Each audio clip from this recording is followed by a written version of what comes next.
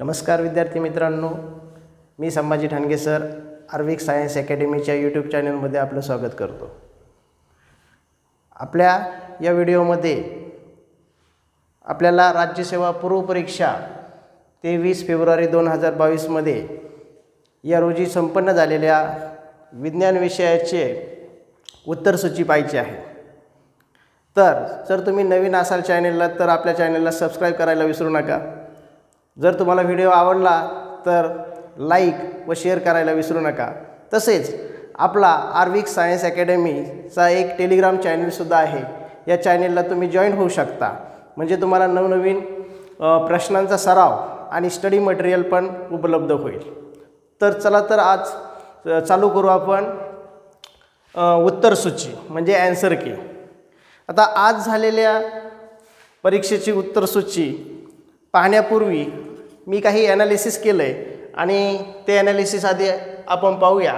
या ठिकाणी तुम्हाला दिसतंय तर विज्ञान विषयाचे टोटल सर्व प्रश्न आले होते 20, म्हणजे दरवेळेसप्रमाणेच यावेळेसही पण 20 प्रश्न आले होते। ओके, 8 आणि 7 15 आणि 5 20 असे 20 टोटल प्रश्न आले होते। टोटल प्रश्न 20। तर त्यापैकी फिजिक्सला 5 प्रश्न होते, फिजिक्सचे म्हणजे भौतिकशास्त्राचे। रसायनशास्त्र म्हणजे केमिस्ट्रीचे 7 प्रश्न होते आणि बायोलॉजीचे 8 प्रश्न होते। तर ह्यावेळेसही पण बायोलॉजीमध्ये मी आरोग्यशास्त्र पण धरलेलं आहे, म्हणजे बायोलॉजीमध्ये प्राणीशास्त्र, वनस्पतीशास्त्र आणि आरोग्यशास्त्र यांचा समावेश मी केला आहे। ओके, तर ह्यावेळेस वनस्पतीशास्त्रावर काय एवढे प्रश्न दिसले नाही, पण प्राणीशास्त्रावर आणि आरोग्यशास्त्रावर प्रश्न अंतर्भूत होते। तर आता एक एक प्रश्नाचं आपण विश्लेषण पाहणार आहोत आणि त्या अनुषंगाने त्याची उत्तरं पण माहीत करून घेणार आहोत।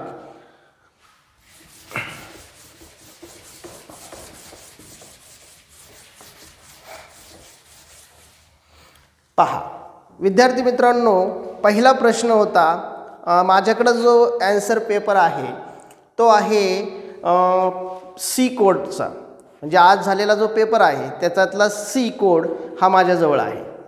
तर त्यातला 51 नंबरचा प्रश्न आपण प्रथम अभ्यासू। तो पहिलाच प्रश्न जो होता तो प्रॉब्लेम्सवर होता, म्हणजे भौतिकशास्त्रातलं उदाहरण विचारलं होतं। आता पहा, तुम्ही अर्थात क्वेश्चन पेपर घेऊन बसला असालच।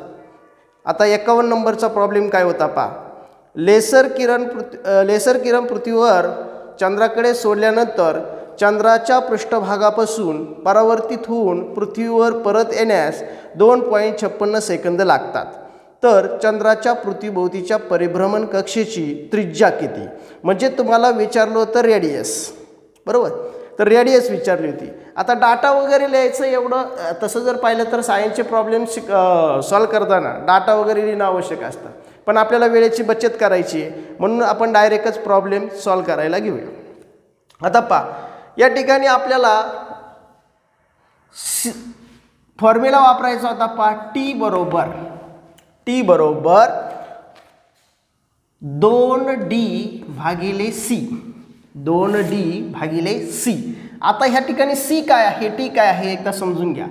टी जो आहे तो काळ आहे किंवा टाईम आहे, आणि सी जो आहे तो आहे velocity of light, velocity of light म्हणजे प्रकाशाचा वेग, आणि हा काल, हे आपल्याला गोष्टी दिलेल्या आहेत। आता त्याच्यामध्ये जर तुम्ही बघितलं तर यामध्ये आपल्याला काय काय दिले लक्षात येईल पहा, पृथ्वीवर परत येण्यास 2.56 एवढा कालावधी लागतो, आहे की नाही? तर आपण याच्यामध्ये किमती टाकूया। 2D, सीची व्हॅल्यू आपल्याला माहीत पाहिजे, इथं दिलेली नाही, मला वाटतं देत नाही ते, पण तुम्हाला जनरली माहीत पाहिजे। 3 × 10⁸ म्हणजे 3 × 10⁸ मीटर प्रति सेकंद। आता सगळ्या राशी एका एककात आहेत म्हणून मी काही डाटा लिहिलेला नाही, जर नसतील तर तुम्हाला एका एककात ते करून घेणं आवश्यक आहे। आता 3 × 10⁸, बरोबर, आणि इकडचा टी जो आहे तो सुद्धा तुम्हाला दिलेला आहे, बरोबर। टी किती दिलेला आहे? 2.56, म्हणजे लेसर किरण। त्यांनी असं एक उदाहरण घेतलं की लेसर किरण, लेझर म्हणतो आपण त्याला, ते लेझर किरण जर आपण सोडले आणि ते जर चंद्राच्या पृष्ठभागावर पडले तर तिथून परत माघारी आलेत, आणि ते माघारी आल्यानंतर पृथ्वीवर त्याचा टाईम त्यांनी नोट केला आहे, तो आहे 2.56 सेकंद। ओके, तर आता इथून पुढचं सॉल्व करायचं आहे आपल्याला काढायचं आहे काय पहा, बरोबर। तर आपल्याला काढायचं आहे काय, हा जर इकडे गेला तर पहा 2.56 गुणिले हा जर इकडे गेला तर गुणाकारात येतो 10⁸ भागिले हे 2. आता डी आपल्याला काढायचं आहे की नाही, डी. तर डीचं उत्तर काय, म्हणजे तुमचा जो डी येईल तो किती येईल, तर 2.56 गुणिले 3. आता ह्याचं जर डी काढायला गेलो आपण म्हणजे डिस्टन्स रेडियस, तर ती पहा. तर ह्यांचा दोघांचा मल्टिप्लिकेशन तुम्ही करून घेऊ शकता. 3 × 18 हातचाला 1, 3 × 5 15 आणि 1 16 हातचाला 1, 3 × 2 6 आणि 1 7, 7.68 भागिले 2 इथं डी. आता परत याला भागाकार करा. बे एके बे, बेत्रिक 6, 1 राहिला, बे आठी 16 आणि बेचौक 8. म्हणजे डी बरोबर तुमचा डी बरोबर येतोय 3.84 बरोबर, गुणिले आणि हे 10च्या 8 हे काय अजून गेलेले नाही, ते आपण लिहायची राहिली होती. तर 10चा 8 म्हणजे इथे पण 10चा 8वा मीटर, सॉरी याचं एकक जे आहे ते आहे मीटर. म्हणजे आपलं उत्तर जे आहे ते आहे 3.84 गुणिले 10चा 8वा meter. Option number 4. Option number 4. आता ज्यांनी हे वर्तुळ काळं केलेलं आहे त्यांचा अगदी उत्तर बरोबर येईल. म्हणजे हा पहिला प्रश्न होता आपला 51 नंबरचा. मला वाटतं सर्वांना समजला असेल. त्यानंतर दुसरा प्रश्न घेऊया लगेचच. दुसरा प्रश्न होता पहा, खालील विधाने पहा 52 नंबरचा. अणू हा विद्युतदृष्ट्या उदासीन असतो. आणि दुसरं विधान दिलं होतं त्यांनी, केंद्रकाभोवती फिरणाऱ्या सर्व इलेक्ट्रॉनचा ऋण विद्युत प्रभार व केंद्रकावरील ऋणभार समान असतो. बरोबर. आता हा प्रश्न वाटताना आपल्याला एकदम सोपा वाटतोय, अर्थात तो सोपाच होता. अणूची संरचना किंवा अणूचे अंतरंग या पाठात आपण तो पाहणार आहे. म्हणजे जे लेक्चर माझं झाले त्याच्यामध्ये मी सांगितलेलं होतं. ओके. तर याच्यामध्ये पहा, अणू हा विद्युतदृष्ट्या उदासीन असतो. म्हणजे त्यांना असं म्हणायचं की ॲटम इज इलेक्ट्रिकली न्यूट्रल. बरोबर आहे विधान. म्हणजे पहिलं विधान जे आहे ते बरोबर आहे. दुसरं विधान काय, केंद्रकाभोवती फिरणाऱ्या सर्व इलेक्ट्रॉनचा ऋण विद्युत भार हा व केंद्रकावरील ऋणभार समान असतो. हे विधान मात्र चुकलेलं आहे. इथं काय चूक आहे ते लक्षात घ्या. त्यांनी सांगितलं होतं की सर्व इलेक्ट्रॉनचा ऋण विद्युत भार इथपर्यंत ठीक होतं. पण त्यांनी पुढचं वाक्य वापरलं होतं पहा, केंद्रकावरील ऋण भार. आता मुळात केंद्रकावर ऋण भार नसतो. पहा, हे झाला तुमचा केंद्रक, ही झाली पहिली कक्षा, दुसरी कक्षा, तिसरी कक्षा. बरोबर. तर याच्यामध्ये जो केंद्रक आहे हा केंद्रक दिसतोय पहा, न्यूक्लियस. या केंद्रकावर ऋण प्रभार नसतो, याच्यावर धन प्रभार असतो. कारण त्याच्यात प्रोटॉन्स आहेत आणि तुमचे इलेक्ट्रॉन जे आहेत ते इलेक्ट्रॉन्स याच्या भोवती फिरतात आणि इलेक्ट्रॉन्सवरती ऋण प्रभार आहे. मग अणू हा विद्युतदृष्ट्या उदासीन का असतो, कारण फिरणारे इलेक्ट्रॉन आणि याच्या आतमध्ये असणारे प्रोटॉन हे सारख्याच नंबरचे असतात. म्हणजे जर 5 प्रोटॉन असतील तर 5 इलेक्ट्रॉन असतात आणि 5 प्रोटॉन आणि 5 इलेक्ट्रॉन यांचा चार्ज जर बघितला तर तो कॅन्सल होईल. म्हणजे काहीच प्रभार राहणार नाही आणि म्हणून विद्युतदृष्ट्या हा उदासीन असतो. संपलं. एवढंच होतं याच्यामध्ये. म्हणजे कॉमन सेन्स जरी वापरला असता तरी आन्सर आला असतं. म्हणजे याचा पर्याय जो आहे तो कोणता बरोबर येईल, ए बरोबर आणि बी चूक. म्हणजे ऑप्शन नंबर 3. ऑप्शन नंबर 3 याचं करेक्ट आन्सर येईल. ठीक आहे. 2 प्रश्नांचे उत्तर आपण पाहिले. आता तिसऱ्या प्रश्नाकडे जायचे आपल्याला. आता ह्या वेळेच्या प्रश्नपत्रिकेची एक खासियत म्हणजे यावेळेस तुम्हाला प्रॉब्लेम फिजिक्समध्ये म्हणजे भौतिकशास्त्रात प्रॉब्लेम तुम्हाला विचारले होते. मला वाटतं 4 प्रॉब्लेम विचारले होते आणि एकच फक्त जनरल क्वेश्चन विचारलेला होता काहीतरी. ओके. तर आता तिसरा प्रॉब्लेम आपण पाहूया. हे पहा तिसरा, जर पाण्याची घनता 1000 किलोग्रॅम मीटर इन्व्हर्स 3 आणि तांब्याची घनता 8.9 × 10⁻³ म्हणजे 10⁻³ किलोग्रॅम मीटर इन्व्हर्स 3 असेल तर तांब्याची सापेक्ष घनता किती. पहा, भौतिकशास्त्राचाच उदाहरण. आता सापेक्ष घनता काढण्याचं एक सूत्र आहे, ते सूत्र तुम्हाला माहीत पाहिजे होतं. इथं बाकीचे एकके तर एकाच एककात आहे SI पद्धतीत. ओके. तर सापेक्ष घनता बरोबर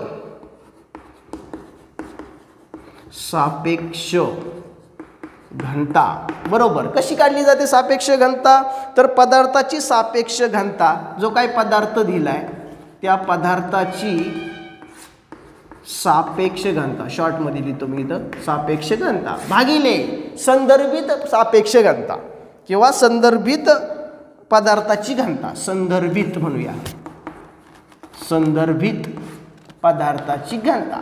आता ह्या संदर्भित घनता जरा थोडं कन्फ्युजन होणार असेल तुम्हाला. पहा, संदर्भित म्हणजे रेफरन्स, ज्याचा रेफरन्स आपण दिलाय त्यांनी त्याची घनता घ्यायची. आता ह्या उदाहरणामध्ये जर बघितलं तर मला वाटतंय पदार्थाची सापेक्ष घनता दिलेली आहे, म्हणजे तांब्याची सापेक्ष घनता विचारली तुम्हाला, आहे की नाही. मग पाण्याची संदर्भ दिलाय, म्हणजे पाण्याचा संदर्भ दिलाय, म्हणजे पाण्याची घनता इथं खाली येणार, पाण्याच्या संदर्भात काढायची तुम्हाला, आहे की नाही, रेफरन्स. आता याची घनता दिलेली 8.9, मला वाटतं 8.9 बरोबर आहे, 10चा तिसरा घात. आणि युनिट सगळे सारखे, त्यांचे एकके सर्वांचे दोघांचे सारखे आहेत, आहे की नाही. म्हणजे ती लिहायची गरज नाही परत. आता किलोग्रॅम मीटर इनव्हर्स 3, म्हणजे इनव्हर्स म्हणतात, ऋण 3 किंवा इनव्हर्स 3. आता याचं काय करणार आहे पहा आपण, 8.9 गुणिले 10चा तिसरा, ह्याला ह्या 10च्या तिसऱ्या रूपात किंवा 10च्या चौथ्या रूपात काय असेल त्याच्यातल्या, ही 3 शून्य, 1 2 3 म्हणून 10वर परत 3 शून्य आले. ओके, समजतंय. आता 8.9 गुणिले 10चा तिसरा घात.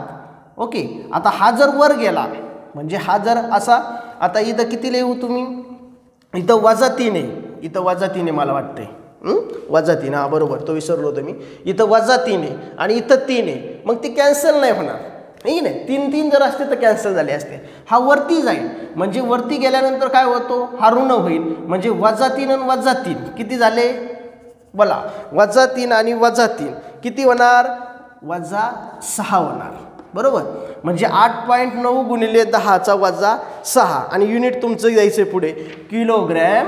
हे पहा, किलोग्रॅम मीटर इनव्हर्स 3 किंवा ऋण 3 घात, हे त्याचं उत्तर यायला पाहिजे. म्हणजे असा पर्याय जो आहे तो मला वाटतंय तो पर्याय आहे चौथा, म्हणजे ऑप्शन नंबर 4 हे त्याचं करेक्ट आन्सर आहे, ऑप्शन नंबर 4. ठीक आहे, तर आता हा एक प्रॉब्लेम आपण सॉल्व केला आहे. पुढचा प्रॉब्लेम पाहूया. पुढचा प्रॉब्लेम नाही आहे, एक डायरेक्ट क्वेश्चनच विचारलेला आहे, त्याच्याबद्दल चर्चा करू. पहा, आता पुढचा काय दिलाय त्यांनी, एक प्रश्न दिलाय. पहा, 2 पृष्ठभागाच्या मध्ये ज्यावेळी वंगणाचा पातळ थर संपर्कात असतो त्यावेळेस त्याला टिंबटिंब म्हणतात. आता हा प्रश्न जरा थोडा कन्फ्युजन करणारा आहे, कारण याच्यामध्ये त्यांनी जे प्रकार दिलेत ते प्रकार जरा थोडेसे डाऊटफुल आहेत. म्हणजे त्यांनी घनघर्षण म्हणलंय, असं घनघर्षण असं वगैरे प्रकार काय वाचण्यात आलेला नाही. पहा, तिथं स्लायडिंग फ्रिक्शन यायला पाहिजे, म्हणजे स्टॅटिक फ्रिक्शन यायला पाहिजे होतं. फ्रिक्शनचे काही टाईप आहे पहा, स्टॅटिक फ्रिक्शन, रोलिंग फ्रिक्शन, त्याच्यानंतर तुमचं अजून काही फ्रिक्शनचे टाईप आहे, static friction, sliding friction, static friction असे.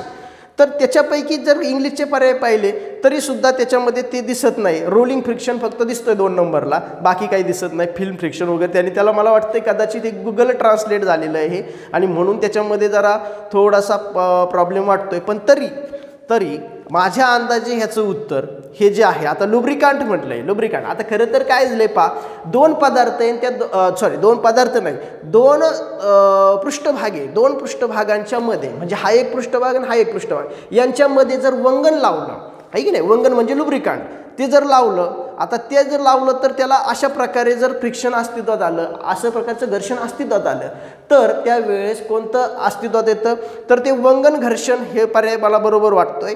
पण त्याच ठिकाणी जर अजून जर विचार केला तर आपण कॅरम बोर्डचं उदाहरण घेतलं तर कॅरम बोर्डमध्ये आपण त्या ठिकाणी बोरिक पावडर टाकतो आणि त्या ठिकाणी सोंगटी किंवा स्ट्रायकरने मारतो, त्यावेळेस त्या कॅरमच्या बोर्डमध्ये आणि तुमच्या सोंगटीमध्ये किंवा ती काय कवडी वगैरे काय म्हणतो आपण त्याला, आहे की नाही, कॉईल, त्याच्यामध्ये कोणतं फ्रिक्शन येतं, तर हे स्टॅटिक फ्रिक्शन, म्हणजे त्या ठिकाणी मध्ये एक लेअरमुळं ती घसरत जाते. तर तशा प्रकारचं एक वाटतंय. पण तरी याच्यातले पर्याय जर पाहिले तर थोडंसं मग घनघर्षणच्या ऐवजी स्टॅटिक फ्रिक्शन पाहिजे होतं, आहे की नाही. म्हणजे घनघर्षण असं तरी पाहिजे होतं, स्टॅटिक फ्रिक्शन. मग त्याला आता काय म्हणतात मराठीत, तो शब्द शोधला पाहिजे. तर त्याच्यामध्ये मला वाटतं पर्याय 1 किंवा पर्याय 3 मी आता इथं ऑप्शनला ठेवतो, पण शक्यतो मी दिलाय तुम्हाला ऑप्शन नंबर 3, पण 1चं पण शक्यता असू शकते किंवा मग तो कॅन्सल पण होऊ शकतो. म्हणजे नेमकी काय आहे की नाही. आता त्या शब्दांवरून जरा थोडं कन्फ्युजन झालं आहे की नाही. ग्रेसी फ्रिक्शन म्हटलं त्याने इंग्लिशमध्ये, ग्रेसी असं फ्रिक्शन नाही, ग्रेसी फ्रिक्शन वगैरे असं काही आहे की नाही डायरेक्टली. म्हणजे त्याला दुसरा वर्ड असू शकतो, तुम्ही जर शोधला तर सापडेल. ठीक आहे, पुढचं उदाहरण आता एक पुढचा प्रॉब्लेमच आहे, तो पण आपण सॉल्व करू.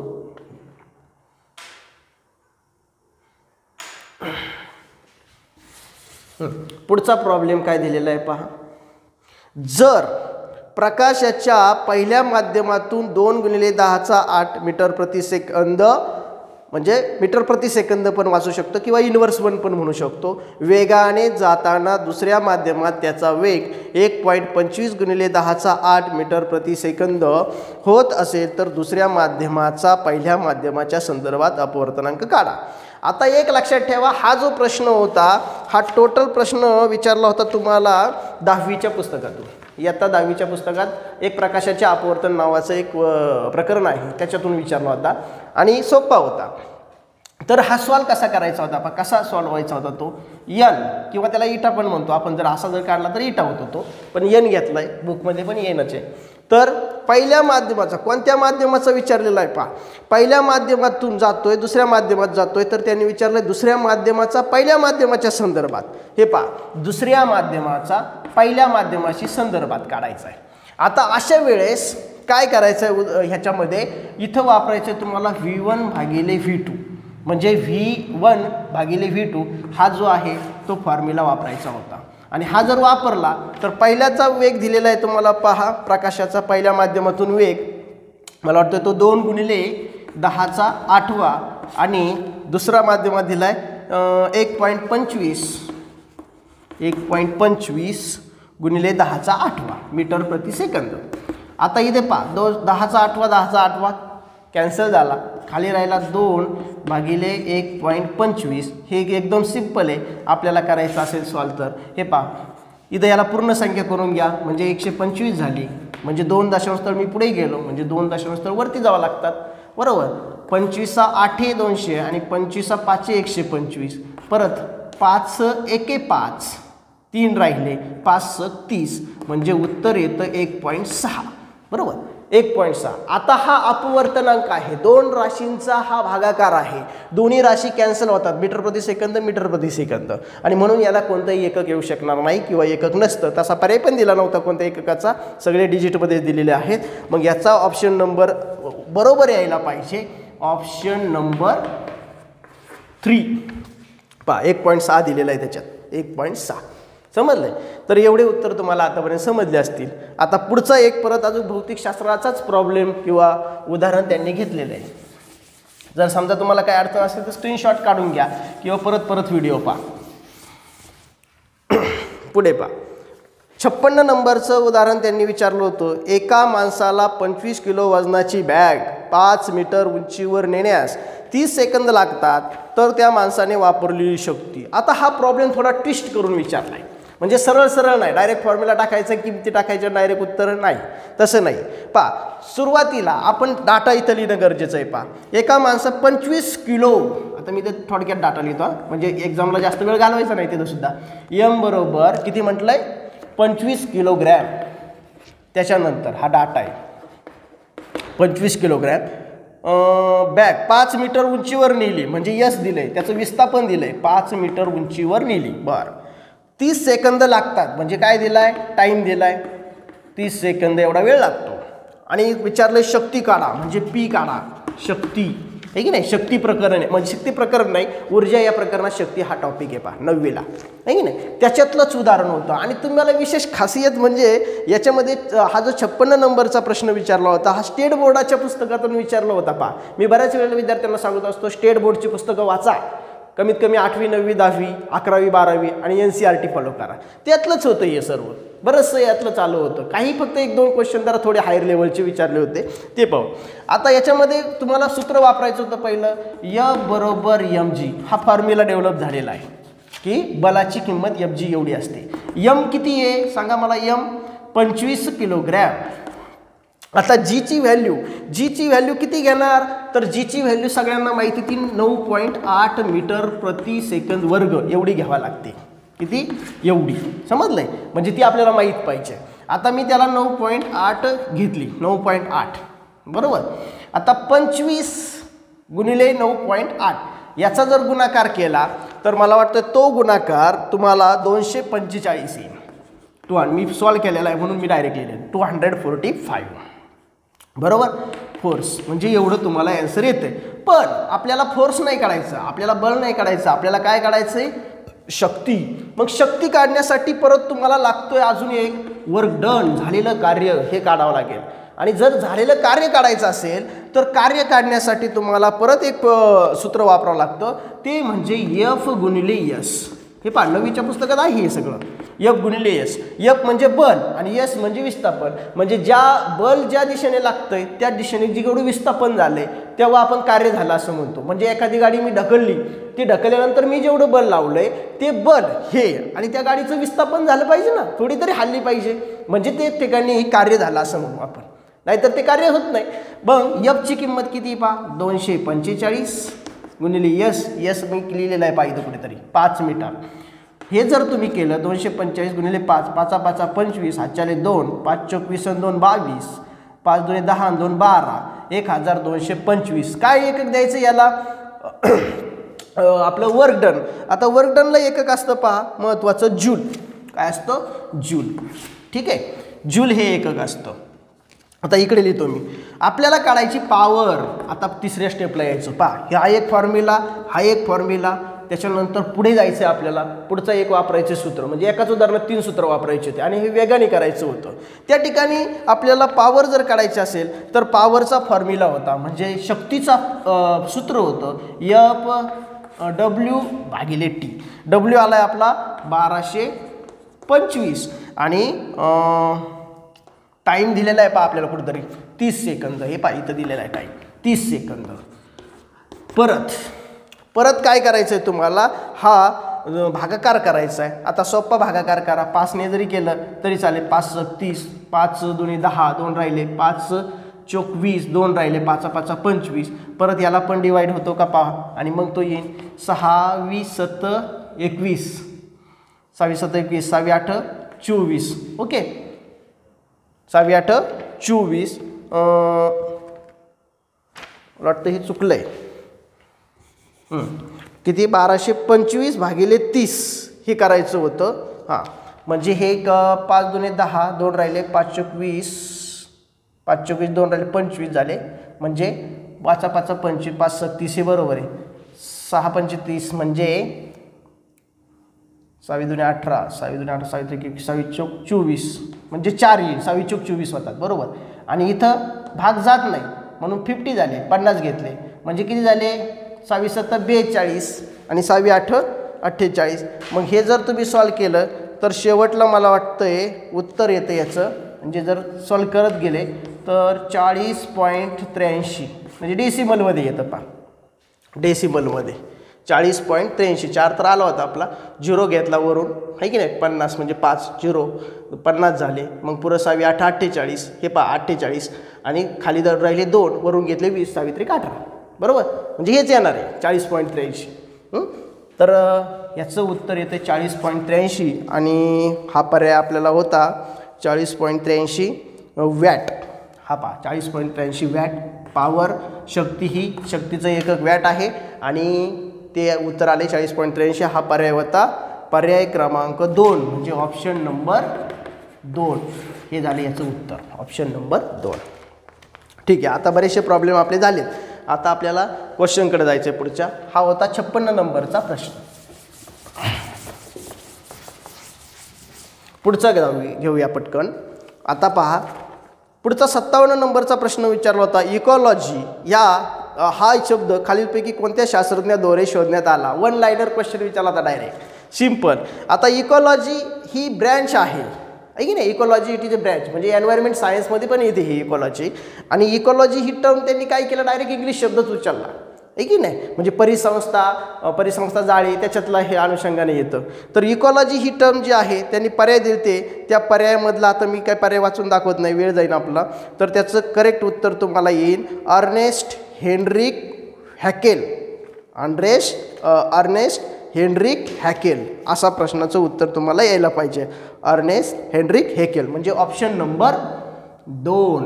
ऑप्शन नंबर 2 हे बरोबर उत्तर आहे. Option number 2. आता ह्याला काही जास्त एक्सप्लेन करायची गरज नाही, कारण हे डायरेक्ट तुम्हाला माहीतच पाहिजे आहे की नाही, वाचण्यात आला असेल कुठं तर डायरेक्ट विचारला होता.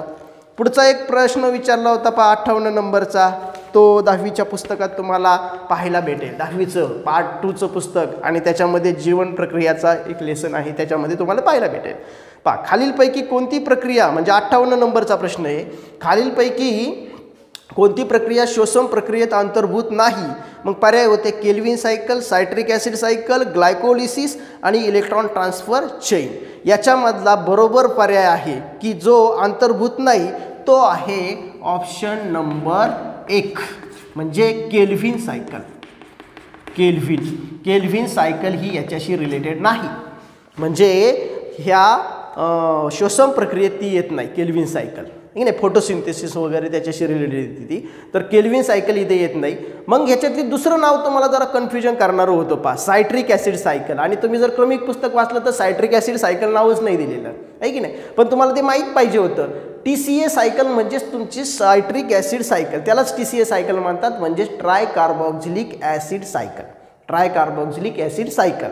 आणि तिसरा प्रकार होता ग्लायकोलिसिस. ती तर श्वसनाची पहिली प्रक्रिया आहे, म्हणजे श्वसनामध्ये पहिली प्रक्रिया ग्लायकोलिसिसच होते. नंतर त्याच्यानंतर जर बघितलं तर ट्रायकार्बॉक्झिलिक ॲसिड सायकल होते आणि त्याच्यानंतर ETC होते. ETC म्हणजे काय, electron transfer chain reaction. Electron transfer chain ती जी होते ती होते चेन. समजलं? याचं उत्तर तुम्हाला लगेच आलं असेल. आता त्यानंतर पुढचा प्रश्न होता 59 नंबरचा, पाहूया किती, 59 59 नंबरचा प्रश्न होता.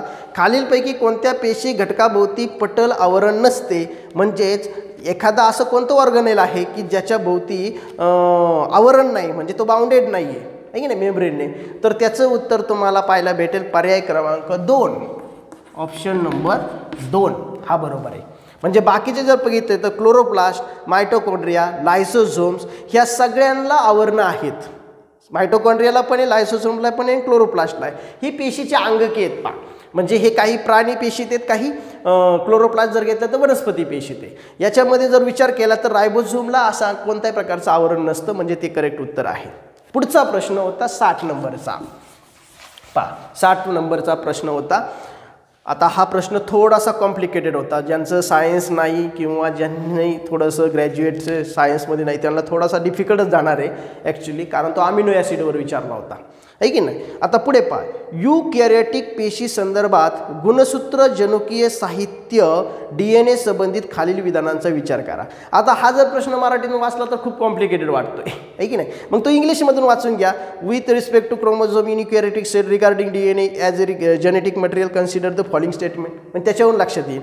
तर पहिला काय दिला होता, युकॅरियोटिक पेशीतील गुणसूत्रांमध्ये जीन साहित्य DNA सोबत हिस्टोन लघु प्रथिने संलग्नित होते किंवा असतात. म्हणजे तुम्ही जर बघितलं युकॅरियोटिक सेल आहे ना, 2 टाईपच्या सेल असतात, युकॅरियोटिक, प्रोकॅरियोटिक. त्यापैकी आता त्यांनी डायरेक्ट इंग्लिशच नावं दिलेले, युकॅरियोटिक, प्रोकॅरियोटिक. त्याला अभिकेंद्री, दृश्यकेंद्री आहे की नाही असं पण म्हणतात, दृश्यकेंद्री पेशी आहे की नाही, अधिकेंद्री पेशी. ते नावं थोडेसे ॲक्च्युली होते, पण मला वाटतं हे गुगल ट्रान्सलेट दिसते डायरेक्ट. युकॅरियोटिकला युकॅरियोटिकच दिले गुगलमध्ये डायरेक्ट ट्रान्सलेट करून आहे की नाही. तर याच्यामध्ये काय आता पहिला स्टेटमेंट काय बरोबर आहे का चूक आहे पाहूया. युकॅरियोटिक पेशीतील गुणसूत्रांमध्ये जीन साहित्य DNA सोबत हिस्टोन, आता हिस्टोन दिले त्यांनी, हिस्टोन नाही वाटत मला, ते हिस्टीन आहे. ह्याच्यात काय दिलं, हिस्टोन, हां हिस्टोन्स बरोबर, हिस्टोन ॲक्च्युली हां हिस्टोन लघु प्रथिने संलग्नित असतात, हे स्टेटमेंट बरोबर आहे. म्हणजे हिस्टोन असतंच, हे जे प्रथिन आहे म्हणजे त्याला आपण म्हणतो असोसिएटेड क्रोमोझोमल DNA म्हणजे प्रोटीन, हे प्रोटीन त्याच्याशी असोसिएटेड आहे, बरोबर आहे ते स्टेटमेंट. दुसरं आहे, या प्रथिनांमध्ये आर्जिनिन व लायसिन या मूलभूत अमिनो आम्लांचा जास्त प्रमाणात सहभाग असतो, हे पण स्टेटमेंट बरोबर आहे. म्हणजे त्या प्रथिनामध्ये लायसिन आणि अर्जिनिन आणि लायसिन हे दोन्ही पण मूलभूत असे आम्ल आहेत. आता अमिनो आम्ल म्हणतात त्याला, अमिनो ॲसिडचे दोन ग्रुप करतात, इसेन्शियल अमिनो ॲसिड आणि नॉन इसेन्शियल अमिनो ॲसिड.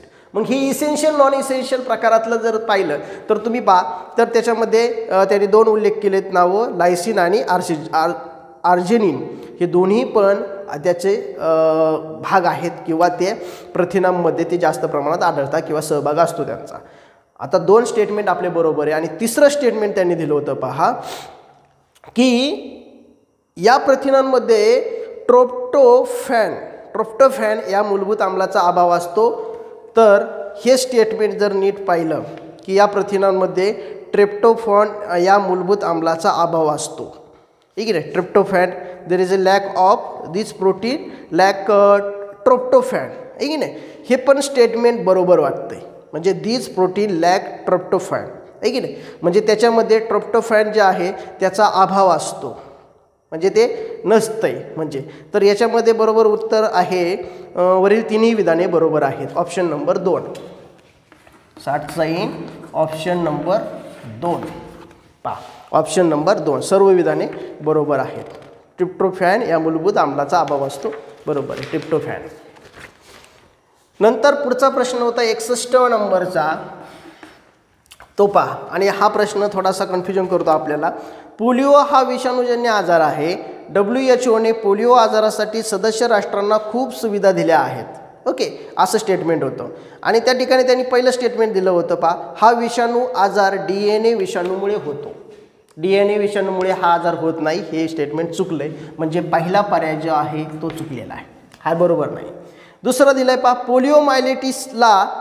पोलिओमायलिटिसला सर्वसाधारणपणे पोलिओ म्हणतात, हे बरोबर आहे, एकदम बरोबर आहे. पोलिओमायलिटिस पण म्हणतात. त्यानंतर पल्स पोलिओ लसीकरण कार्यक्रम भारताने 1995 सुरू केला, हे पण स्टेटमेंट बरोबर होतं. 1995 आपण कॅम्पेन राबवलं होतं, पल्स पोलिओ कॅम्पेन, ओके, सुरुवात. त्यानंतर आता पोलिओचं भारतात निर्मूलन झाले आहे, याच्याबद्दल जरा थोडीशी शंका आहे. काय, पोलिओचं भारतातून निर्मूलन झालं आहे तसं जर बघितलं तर भारताला 27 मार्च 2014 रोजी पुणे प्रमाणपत्र दिलं आहे की इरॅडिकेटेड म्हणजे निर्मूलन झालं आहे पोलिओचं आपल्या, म्हणजे ते प्रमाणपत्र दिलं आहे. पण त्याच्यानंतरही मधून काही पोलिओचं म्हणजे त्यावेळेस 2011 साली एक शेवटचा रुग्ण आढळला होता पश्चिम बंगालमध्ये वगैरे. पण याचा थोडासा डाऊट येतो आहे मला की काही वेळेला नंतर आढळला आहे का काय, नक्की असं कन्फर्म सांगता येत नाही. पण तरी याचं उत्तर जर पाहिजे होतं तर BCD असं पाहिजे होतं. BCD हे ऑप्शन बरोबर आहेत. BCD म्हणजे हे ऑप्शन पण बरोबर धरला तर BCD हे BCD, पण असा ऑप्शनच दिसत नाही इथे पहा. पहिला ऑप्शन दिला आहे AB, म्हणजे ए तर चुकीचाच आपला, तो तर काही येऊ शकत नाही. दुसरा ऑप्शन दिला आहे BC बरोबर आहे, पण त्याच्याबरोबर ABC म्हटलं त्यांनी, ABC ए तर चुकलेलाच आपल्याला ऑलरेडी माहिती आहे. आणि लास्टचा ऑप्शन दिला त्याचा होता C आणि D पहा, C आणि D हे दिले होते. आता C आणि D हे पण नाही आहे, हे बरोबरच आहे C आणि D, पण त्याच्यावर B पण बरोबर आहे. म्हणजे हा प्रश्न कदाचित कॅन्सल होण्याची पण शक्यता आहे. आता हा पोलिओ जो आहे तो पोलिओ मुळात एंटेरो व्हायरस आहे, एंटेरो व्हायरसमुळे निर्माण होतो आणि हा मज्जासंस्थेवर परिणाम करतो. त्याचबरोबर ह्याचे काही ॲडव्हर्स इफेक्ट आपण पाहिलेले आहेत, म्हणजे पोलिओ रोगामध्ये तुम्ही आजारामध्ये पाहू शकता. तर आता मला वाटतंय हा प्रश्न कदाचित कॅन्सल होण्याची शक्यता वाटते. नाहीतर मग ते जर बरोबर धरायचे झाले तर B आणि C धरू शकतात. म्हणजे Cचा फक्त डाऊट आहे जरा थोडासा, C म्हणजे जर तुम्ही शोधा एखाद्या बुकमध्ये तुम्हाला सापडलं, पण हे आता लेटेस्ट आहे. म्हणजे आत्ता म्हणलं आहे, तिथं शब्द आत्ता वापरला आहे, आत्ता पोलिओच्या भारतातून निर्मूलन झालं आहे ऑलरेडी आधीच, त्याचं सर्टिफिकेट पण भेटलं आहे बुकवरून आपल्याला, आहे की नाही. आता त्याच्याबद्दल पहा, पण माझा असा अंदाज आहे की तो क्वेश्चन कॅन्सल होऊ शकतो. पुढचा 62 नंबरचा प्रश्न पाहूया. 62 नंबरचा प्रश्न आहे पहा. 62, मानवाच्या पोटामध्ये कोणते जठररस राहतात? सगळ्यात कन्फ्युजन केलं असेल ह्या प्रश्नाने, कारण मानवाच्या पोटामध्ये कोणते जठररस राहतात ते मी सांगितलं तुम्हाला, गुगल ट्रान्सलेट केल्यासारखंच झालं. हे जठरात म्हणायला पाहिजे होतं, जठरात, जठर हा शब्द पाहिजे होता, जठर. ॲक्च्युली जठर म्हणजे स्टमक असतं आणि कधी कधी इंग्लिशमध्ये आपण स्टमकलाच काय म्हणतो, पोट पण म्हणतो, म्हणजे इंग्लिश लँग्वेजमध्ये स्टमक आहे की नाही. तसं ॲबडॉमिन हा वर्ड सायंटिफिक आहे त्याचा. पण आता इथं दिलायच, पण त्यांनी खाली जर तुम्ही क्वेश्चन वाचला असता तर आता MPSC काय करते अशा वेळेस, बऱ्याच वेळेला आयोग काय करतो, महाराष्ट्र लोकसेवा आयोग, की तुम्ही इंग्लिशमध्ये तो पडताळून पाहायला पाहिजे होता, सूचना दिलेली असते त्यांनी. जर तुम्हाला असं काही शंका असेल तर त्याच्यामध्ये जर तुम्ही पाहिलं तर लक्षात येईल तिथं स्टमक म्हटलं आहे, वर्ड स्टमकच डायरेक्ट म्हटलं आहे. मग स्टमक म्हणजे ते आपला जे शेपचं स्टमक नाही का, असं जे शेपचं स्टमक असतं पहा, जे शेपचं इंग्लिश अक्षरातला जे आहे. आता ह्या स्टमकमध्ये कोणकोणते गॅस्ट्रिक ज्यूस सिक्रेट होतात, कोणते स्रावतात, तर त्याचा ऑप्शन नंबर बरोबर येणार आहे. आता बाकीचे वाचत नाही मी, पेप्सिन, ट्रिप्सिन, हायड्रोक्लोरिक आम्ल काय असेल ते आहे की नाही. त्यातला बरोबर ऑप्शन आहे ऑप्शन नंबर 3, म्हणजेच कोणता आहे, HCl म्हणजे हायड्रोक्लोरिक आम्ल आणि दुसरं आहे पेप्सिन. बरोबर, पेप्सिन आणि हायड्रोक्लोरिक आम्ल. पहा, हायड्रोक्लोरिक आम्ल हे कॉन्सन्ट्रेटेड असतं आहे नाही, कॉन्सन्ट्रेटेड हायड्रोक्लोरिक आम्ल जठरामध्ये स्रवत असतं. आणि ते कशासाठी गरजेचं आहे आपल्याला, तर आपलं आम्ल म्हणजे जे अन्न खातो त्याला आम्ल माध्यम पुरवायचं असतं. ते पुरवण्याचं काम हे हायड्रोक्लोरिक आम्ल करणार आहे, HCl करणार आहे. बरोबर, आणि दुसरं आहे पेप्सिन. बरोबर, पेप्सिन काय करतंय, तर पेप्सिन हे प्रथिनांचं रूपांतर अमिनो आम्लामध्ये करण्यासाठी मदतीला येतं. म्हणजे पेप्सिन जे आहे ते पेप्सिन तुमचं जे काय अन्न खाल्लंय त्या अन्नामध्ये जर प्रथिनं असतील तर त्या प्रथिनांचं रूपांतर अमिनो आम्लामध्ये करतो. समजलंय, म्हणजे ह्याचा ऑप्शन नंबर 3 बरोबर आहे. पुढचा प्रश्न घेऊया 63 नंबरचा. पुढचा ऑप्शन काय होता प्रश्न काय होता, सस्तन प्राण्यांच्या हृदयामध्ये होणारा रक्तभिसरणाचा क्रम सांगा.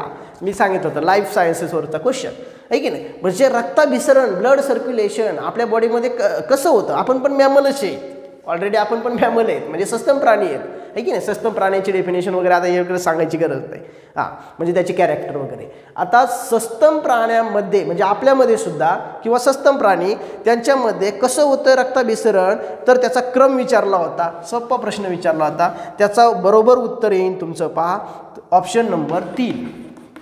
ऑप्शन नंबर 3 आता तो कोणता आहे पहा, तो आहे BDAC आणि बीला पहिला दिलेला आहे तुमचा पहा, बीला दिलेला आहे उजवी लहान पोकळी कप्पा. उजवी लहान पोकळी कप्पा म्हणजे इंग्लिशमध्ये वाचतो मी वाटलंच तर राईट ऑरिकल. आता ब्लड इकडे दाखवतो तुम्हाला पहा, लगेच लवकरात लवकर हे आपण स्पष्ट करूया. हे पहा, हे असं हार्ट असतंय. बरोबर, हार्ट. आता इथे एक ट्रायक्युस्पिड वाल असते, ट्रायक्युस्पिड वाल शॉर्टमध्ये लिहितो मी, आणि इकडे बायक्युस्पिड वाल. आता जे ब्लड येतं ते ह्याच्यातून येतं, आपलं रक्त जे आहे रक्तवाहिन्या, वरचं रक्त जे आहे ते वरच्या भागातलं डोक्यातलं किंवा इकडलं वरच्या भागातलं ह्याच्यातून येतं, आणि याच्यातून ह्या आपण काय म्हणतो त्याला शिरा आणि धमन्या आहे की नाही, या शिरांमधून येते, म्हणजे याच्यातून येतं. तर इथं येताना तो हा जो असतो, आता आपल्याला आपले लेफ्ट वाटते पण तो राईट आहे, म्हणजे हा राईट आहे आणि हा लेफ्ट आहे. पहा राईट, मग ह्याला म्हणतात, ह्या 2 कप्पे जे आहेत, 4 कप्प्यांचं हृदय असतं आपलं, 4, हा पहिला, हा दुसरा, हा तिसरा आणि हा चौथा. आता पहिल्या कप्प्यात म्हणजे कोणत्या, म्हणजे तुमच्या ह्याच्यात येतं राईट ऑरिकलमध्ये येतं पहा, राईट ऑरिकल. दुसरं ते खाली येतं, या झडपेतून परत काय होतं खाली येतं. आता असं व्हायला नको का हे रक्त मिक्स व्हायला नको, म्हणून तिथं ट्रायक्युस्पिडवाला असते, बायक्युस्पिडवाला असते, इथे पडदा असतो. आता हे रक्त याच्यात येतं कशामध्ये, राईट ऑरिकलमधून राईट व्हेंट्रिकल. हिला व्हेंट्रिकल शब्द आहे मराठीत. आता ते खूप अवघड शब्द दिले त्यांनी मराठीतले, पोकळी वगैरे आहे की नाही. मला वाटतं त्याला जवनिका आणि अजून काहीतरी असा एक शब्द आहे की नाही, जवनिका नाही, जवनिका पण नाही याचा, म्हणजे त्याला असा एक वेगळे शब्द आहेत पहा, निलय, आलिंद, निलय असे शब्द आहे बरोबर. मला वाटतं निलय आणि आलिंद, निलय आणि आलिंद. आता पहा इंग्लिशमध्ये सोपं आहे, auricle ventricle, auricle ventricle, right auricle right ventricle, left auricle left ventricle.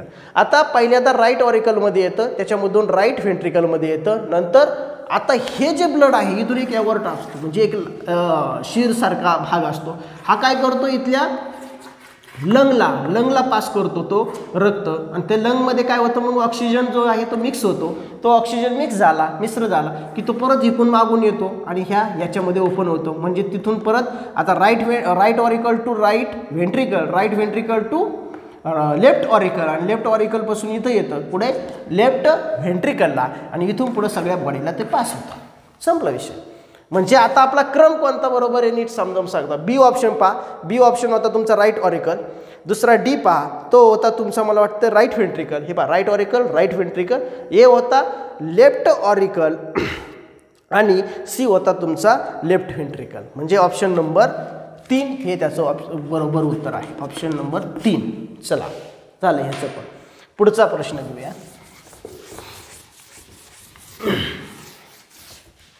पुढचा प्रश्न आहे 64 नंबरचा. 64 नंबरचा पहा, खालीलपैकी कोणती पायरो श्वासोच्छ्वास प्रक्रियेत नाही. म्हणजे पायरी श्वासोच्छ्वास नाही असं दिलंय. पायरी म्हणजे स्टेप, इंटरमेजिएट स्टेप असं म्हणतो त्याला. इंटरमेजिएट स्टेप ही श्वासोच्छ्वासात कोणती नाही. तर तुम्ही नीट पर्याय वाचले तर त्याच्यात लगेच आपल्याला उत्तर येईल. ऑप्शन नंबर 2 हा जो आहे म्हणजे कोणता, fructose 1,6. Fructose 1,6,2 fructose six phosphate. Fructose six phosphate ही पायरी जी आहे ही पायरी त्याच्यामध्ये येत नाही. ही जी येते ती फोटोसिंथेसिसमध्ये येते आहे की नाही. आणि बाकीचे जे आहे glucose to glucose six phosphate, fructose to fructose one six phosphate, 1,3-डाय PGA टू 3-PGA ह्या सगळ्या तुमच्या श्वसनामध्ये येतात. म्हणजे श्वासात येतात, मात्र ही येत नाही. ही तुमची फोटोसिंथेसिसमध्ये येते. हिला म्हणजे ही नाही आहे, प्रक्रिया विचारली नाही, म्हणून हा ऑप्शन नंबर 2 बरोबर आहे. पुढचा प्रश्न घेऊया 65 नंबरचा. पहा 65 नंबरचा प्रॉब्लेम आहे कॅल्शियम ऑक्साईडची स्टेबल ऑक्टेट मिळवण्यासाठी. परत एकदा गुगलचं ट्रान्सलेट आहे की नाही. याला मराठीत सरळ शब्द आहे अष्टक. सरळ शब्द आहे अष्टक म्हणजे ऑक्टेट म्हणतात.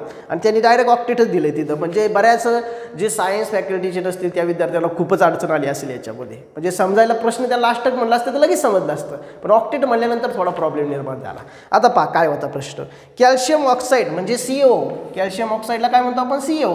आता याच्यामध्ये कॅल्शियमचा अणुअंक आहे 20. अणुअंक ते आता मी व्हिडिओमध्ये टाकलेलं आहे, जे लेसन शिकवलेला आहे तो त्याच्यामध्ये. कॅल्शियमचा 20 म्हणजे इलेक्ट्रॉन स्वरूपन 2 8 8 आणि 2 10 आणि हे किती राहिले, सॉरी 8 आणि 2 10 10 पुढचे किती येतील 2 8 आणि 8 आणि 2 10 आणि 10 20 म्हणजे इथं शेवटच्या कक्षेत 10 येतील. म्हणजे ही कक्षा K कक्षा L M आहे की नाही. त्याच्यानंतर ऑक्सिजनचा असतो 8 म्हणून त्याचं इलेक्ट्रॉन स्वरूपन 2 6. याच्या फक्त 2च कक्षा आहे KL. आता काय होतं, ऑक्टेट विचारलंय तुम्हाला. ऑक्टेट मिळवण्यासाठी, ऑक्टेट मिळवणं म्हणजे अष्टकाची स्थिती साध्य करायची. आता कोण कोणाला इलेक्ट्रॉन देणार हे विचारलंय. इलेक्ट्रॉन कोण देत असतो, मेटल देत असतो म्हणजे धातू देत असतो बऱ्याच वेळा, कारण ते हे जे इलेक्ट्रॉन आहे ते देण्याची प्रवृत्ती त्यांची असते. मग आता याच्यामध्ये पाहिलं तर ह्याचे 10 मधून जर 2 इलेक्ट्रॉन गेले म्हणजे 2 इलेक्ट्रॉन वजा झाले तर याचे अष्टक पूर्ण होते. म्हणजे किती होतंय 2 8 8 म्हणजे 2 इलेक्ट्रॉन जर गमावले आणि तर शेवटच्या कक्षेतील अष्टक पूर्ण होतंय. आणि ह्याने जर ते स्वीकारले कोणी ऑक्सिजनने तर त्याला +2 इलेक्ट्रॉनचा बेनिफिट होतो, फायदा होतो. म्हणजेच इलेक्ट्रॉनचा प्रभार वाढतो. हा जिंकून ऋण होतो आणि हा धन होतो. म्हणजे हा धन होऊन जातो आणि हा ऋण होऊन जातो. म्हणजे याची पण अष्टक स्थिती येते 6 + 2 म्हणजे 6 + 2 8. याचे अष्टक पूर्ण, याचे अष्टक पूर्ण म्हणजे संपला विषय. आणि मग ते ऑप्शन तसेच दिले होते. पहा त्यांनी पहिला ऑप्शन दिला होता कॅल्शियम अणूकडून 2 इलेक्ट्रॉन ऑक्सिजन अणूत जातील. बरोबर आहे स्टेटमेंट. पहा कॅल्शियम अणूकडून ऑक्सिजन अणूकडे 2 इलेक्ट्रॉन गेले होते आहे की नाही. म्हणजे पहिलं स्टेटमेंट याच्यातलं बरोबर आहे. आणि त्यांनी काय विचारलं होतं तुम्हाला, स्टेबल ऑक्टेट मिळवण्यासाठी काय होईल म्हणजे काय कोणती कंडिशन होईल, तर पहिलीच बरोबर आहे. दुसरं स्टेटमेंट होतं कॅल्शियम अणूकडून 1 इलेक्ट्रॉन ऑक्सिजन अणूत जाईल. 1 इलेक्ट्रॉन नाही जात 2 जातोय.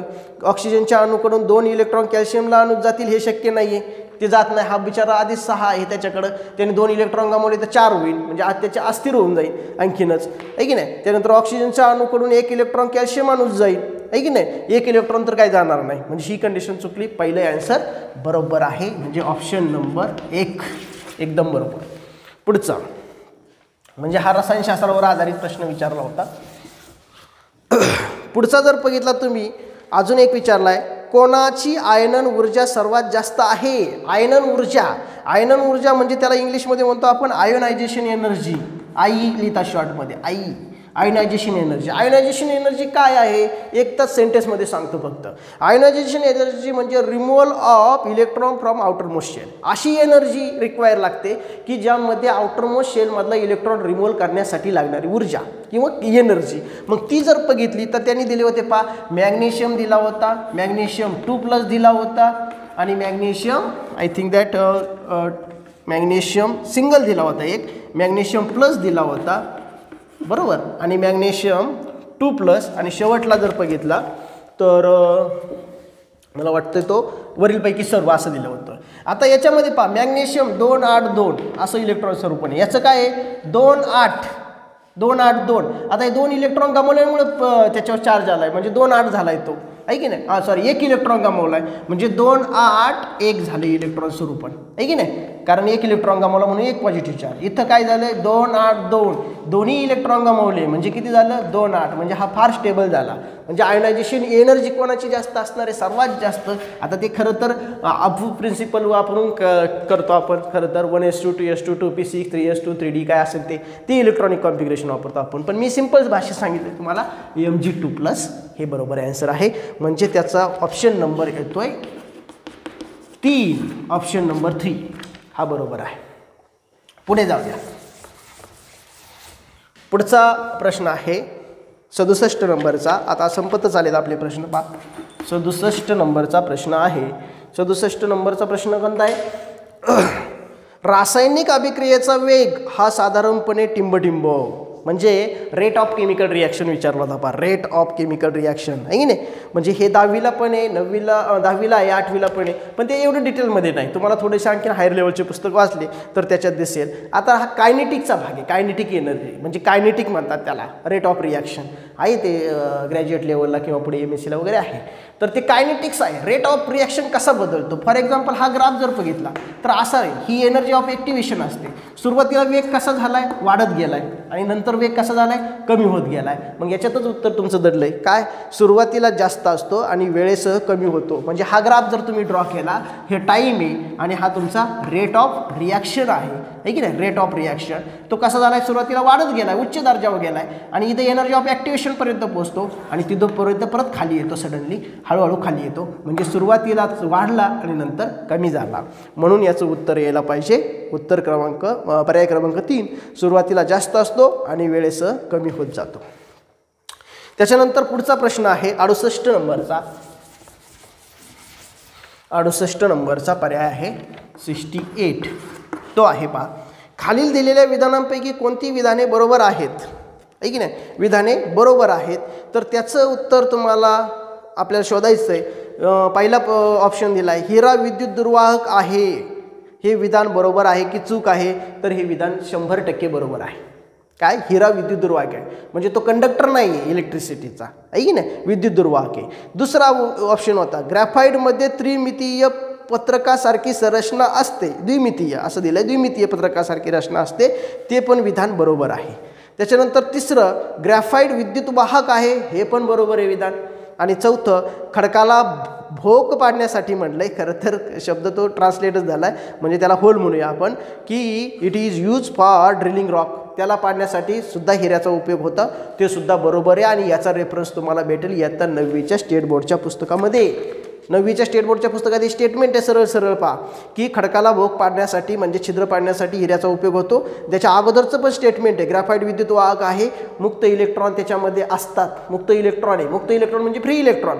जर विद्युत वाहन होण्यासाठी काय आवश्यक आहे आपल्याला, फ्री इलेक्ट्रॉन आवश्यक असतात. आणि फ्री इलेक्ट्रॉन जर असेल तर तो सहजासहजी लगेच विद्युत वहन करतो, आहे की नाही. आणि मग याच्यामध्ये ग्राफाईट जो आहे तो कार्बनचा अपरूपच आहे आणि ह्या कार्बनच्या अपरूपामध्ये पहा हे विद्युत वाहक आहे. आणि दुसरा अपरूप तुमचा डायमंड आहे म्हणजे हिरा आहे, तो मात्र वहन करत नाही. त्याचं कारण आहे त्याच्यामध्ये फ्री इलेक्ट्रॉन नाही, म्हणजे त्याच्यात मुक्त इलेक्ट्रॉन नाही. म्हणजे हिरा विद्युत दुर्वाहक आहे, त्याच्यामध्ये फ्री इलेक्ट्रॉन नसतात म्हणजे मुक्त इलेक्ट्रॉन नसतात. त्याच्यानंतर सी ग्रॅफाईट विद्युत वाहक आहे, ते पण बरोबर आहे, त्याच्यात मुक्त इलेक्ट्रॉन असतात म्हणून असं होतं. आणि तिसरं तर तो यूजच आहे. आणि याच्यामध्ये एक लक्षात ठेवा की प्रत्येक कार्बनचा अणू जो आहे म्हणजे कार्बनचा प्रत्येक अणुभोवती इतर 3 कार्बन अणू अटॅच असतात किंवा जोडलेले असतात आणि त्याच्यामुळे ते द्विमितीय पत्रासारखी रचना होते. पत्र म्हटलंय म्हणजे लेयर्स, असे लेयर्स तयार होतात त्याचे ग्राफाईटचा रॉड जर बघितला तर तुम्हाला थोडंसं लक्षात येईल, तो ठिसूळ असतो थोडासा.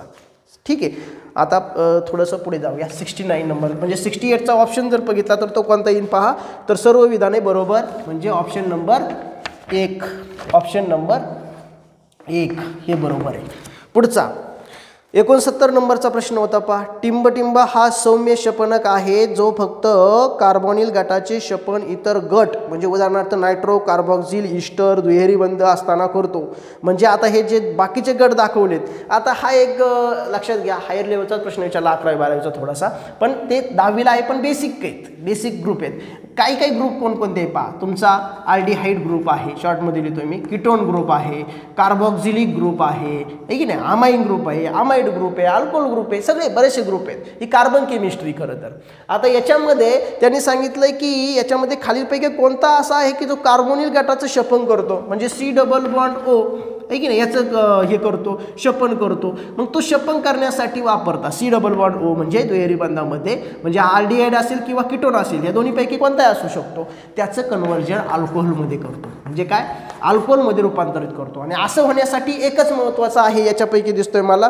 पहिला लिथियम ॲल्युमिनियम हायड्राईड, तो तर नाही आहे. सोडियम अमोनियम पेअर ही पण नाही आहे. तिसरा ऑप्शन आहे पहा, सोडियम बोरॉन हायड्राईड. त्याचं नाव काय पाहिजे, BH4, sodium boron hydrogen, sodium boron hydrate. काय नाव आहे त्याचं, सोडियम बोरोहायड्राईड. नाव काय, सोडियम बोरोहायड्राईड. हे त्याचं करेक्ट ऑप्शन आहे. यानेच फक्त हा शपनक आहे. शपनक म्हणजे काय, त्याला आपण रिड्युसिंग एजंट पण म्हणू शकतो. मला वाटतं दिला असेल खाली त्यांनी कदाचित इंग्लिशमध्ये, रिड्युसेस. हा पहा, रिड्युसेस शब्द दिला आहे त्यांनी. रिड्युसिंग एजंट पण म्हणलं, रिड्युसिंग एजंट आहे की नाही, तोच आहे. म्हणजे त्याचं रिड्युसिंग एजंट जो असतो त्याचं ऑक्सिडायझेशनच होत असतं ऑलरेडी, पण हा रिड्युसिंग एजंट आहे, हे लक्षात ठेवा. आणि पुढचा पर्याय होता H2N निकेल, हे नाही आहे. त्याचं बरोबर ऑप्शन आहे ऑप्शन नंबर 3. Option number 3. त्यानंतर हे जे प्रश्न आहेत, आता 70 नंबरचा जो प्रॉब्लेम आहे तो मी काय सॉल्व केलेला नाही आहे. म्हणजे त्याचं उत्तर जर कुणाला आलं तर आपल्याला कमेंटमध्ये किंवा ह्याच्यामध्ये सांगा. म्हणजे मी काय सॉल्व केलेलं नाही आहे वेळेच्या अभावी, म्हणजे थोडंसं लवकर हे केलं आहे. तर त्याचंही उत्तर भेटून जाईल कदाचित, अजून एक दिवसात मी पाहतो तर ते सॉल्व करता येईल. तर ही होती सर्व विज्ञान विषयाची ॲन्सर की 20 प्रश्नांपैकी 19 प्रश्नांची उत्तरं मी तुम्हाला दिली आहेत. एक प्रश्नाचं राहिले ते तुम्ही शोधू शकता. पण हे उत्तरं मी बरेचसे माझ्या स्टडीतून आणि शिकवण्यातून बऱ्याच वेळेला माझ्या कवरमधून गेलेत, म्हणजे त्याच्यामुळे मी सॉल्व केलेत आणि ते तुम्हाला दिलेत, म्हणजे तुम्हाला मदतीला येतील. आता जेव्हा ॲन्सर की येईन आपली महाराष्ट्र लोकसेवा आयोगाची, तेव्हा तुम्ही पडताळून पाहू शकता. तर सर्वांनी थोडासा वेळ याबद्दल दिला आहे. आजच परीक्षा झाल्या, सर्व रिलॅक्स होत आहेत, त्यांचा सर्वांचं अभिनंदन आणि पुढील यशासाठी त्यांना हार्दिक शुभेच्छा. तर जर तुम्हाला चॅनल आवडला असेल तर तुम्ही लाईक करा, शेअर करा आणि इतरांना पण पाठवू शकता. त्याचबरोबर आपला टेलिग्राम चॅनल आहे, टेलिग्राम चॅनलला तुम्ही सबस्क्राईब करा, त्याच्यावर जॉईन व्हा. त्याच्यावर तुम्हाला वेगवेगळे मी स्वतः बनवलेले प्रश्नांचे तिथं प्रश्न टाकत असतो. दुसऱ्या पुस्तकातून वगैरे नाही घेत मी, ते स्वतःच बनवतोय. ते स्वतः तुम्हाला सॉल्व करतात, बरेच म्हणून सॉल्व पण करता येते, म्हणजे करू शकतात. ते सॉल्व केले पाहिजे तुम्ही. मला वाटतं त्याच धर्तीवर आले होते पहा, तुम्ही लेवल पहा माझ्या ह्याच्यामध्ये, म्हणजे तुम्हाला लक्षात येईल की कशा प्रकारचे प्रश्न टाकले. मी दररोज 4-5 प्रश्न तरी टाकत असतो आणि यापुढे मी स्टडी मटेरियलसुद्धा टाकणार आहे. माझ्या नोट्स वगैरे मी काढण्याचा प्रयत्न करणार आहे आणि ते पण टाकण्याचा प्रयत्न करणार आहे. तर धन्यवाद, थँक्यू. ओके.